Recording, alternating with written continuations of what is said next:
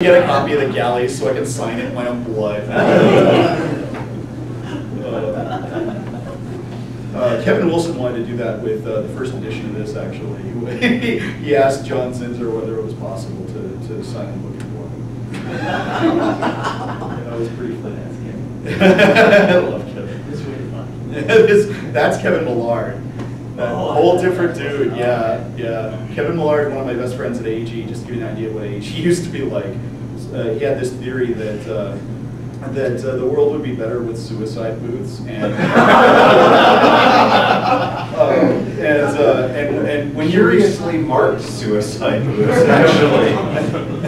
Yeah, and then when you reached the age of reckoning. You were taken into a room and left. It was a circular room with bulletproof walls, with an open door, one chair where you were sat, and a table with a gun with a hairline trigger, a single bullet, and if you could walk out of that, you passed the first test. Then you walked past a cliff with a sign that says "This way to fun." And if you made it past that, you were allowed to continue into high school. I love Kevin to death. Oh man, I miss him. What else?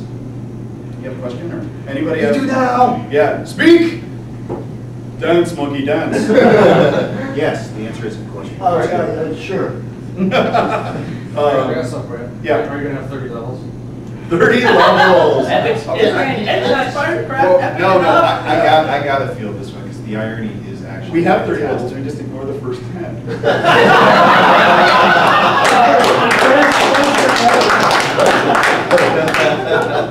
There was actually a point at the very beginning of the production of 2.0 where I did come into the office at one point and ask, so why stop at 20?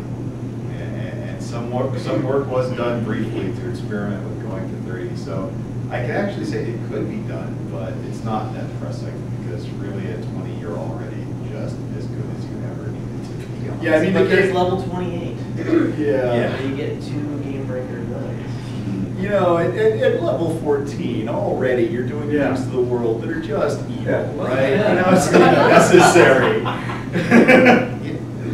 And really, I mean, honestly, that's some of the design that went into it in the first place is why wait until your character has no levels left to advance to actually get the good toys. Right. You know, at 20th level, from a practical standpoint, you're asking, What's there left to do? yeah, And I got my greatest ability, and I never get to use it. At a certain point, there will be a time when the bad guys stop coming, where that's the case. Really, I mean, That would be an interesting setting. I have to tuck that one away. It's like all the bad guys just give up. I'm not touching that. See what just came in and blew up my volcano base? I'm out of this business. The insurance premiums are killing me. You do it Eureka style. All the villains move to one part of the world. And just signs. No heroes allowed. Stay out. We're busy. But necessary evil. A necessary evil set, like, is this a property? That is a superhero game that is based on the notion that all of the heroes sacrifice themselves to save the world. And all of this left is the supervillain. Alex's Waves 3 game is right now is a super game. He also has a 2.5. I have a 2.5 game that's been in development, which is super cool, and we only refer to it by C:S. And that's totally wild. But I don't want to talk about it. There's big That's robots way too in it. far. Oh, no. It's got Big mecha. robots. Yeah. Big robots. Yep. Yes. It's a mecha setting. It's got big robots. And but it's girls got- with legs up to their armpits? No. This is actually. No fan service in this one. I mean, Good. no, Unless you just like the giant robot. Yeah, you can stick. Well, actually, There's giant robots with legs. as usual. I'm betrayed from within. Robot fan service just doesn't do the job. No, that would actually. I'm still fighting for them to have a D cup, though. I think that would be good. I can tell you now, you'll lose that.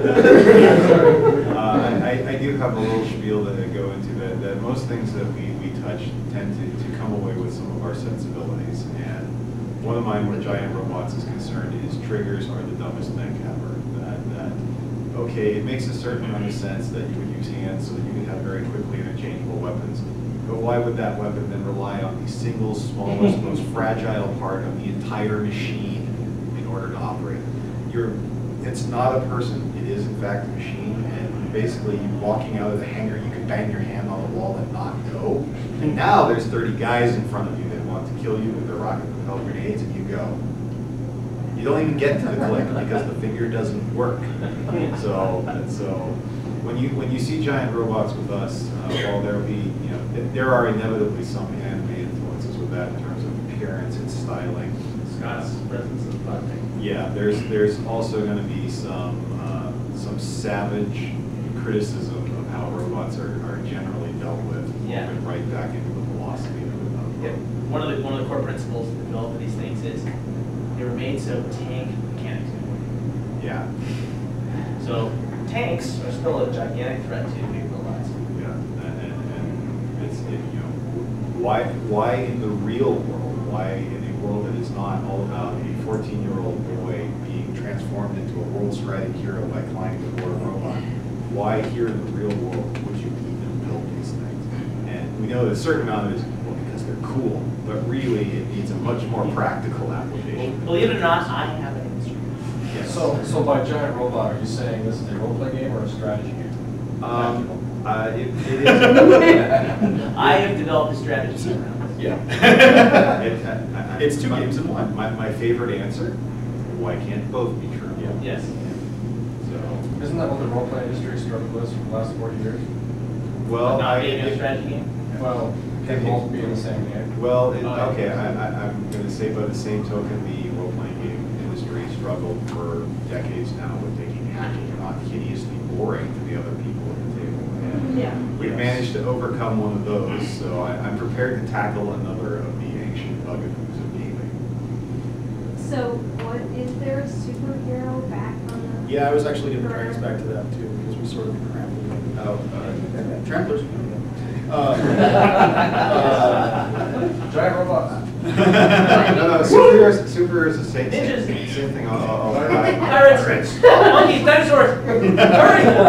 I'll dive on the superheroes for a moment, and some fans at one point very thoughtfully referred to my creative process as a ever bubbling volcano of magma from which things occasionally emerge.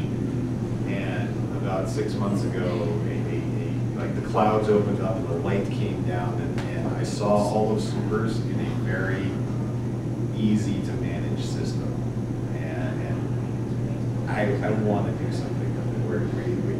When we get our apparatus better organized so that we can push forward stuff without necessarily having to herd every single word out of 60 to 90,000 of them across the finish line.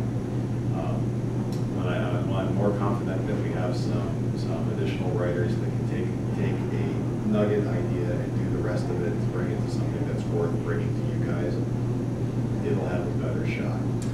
Yeah. Whereas my process is more like I'm a corpse on a hook, and it's just sort of moves out the bottom. The stains never come out. Yeah, I unfortunately I don't play well with others. I have freelancers are going to be working on some of my products, but mostly I'm going to be doing them alone. But yeah, You don't get what we're going to I don't I share. don't know what you're talking about. You're not seeing Crucible till it's printed.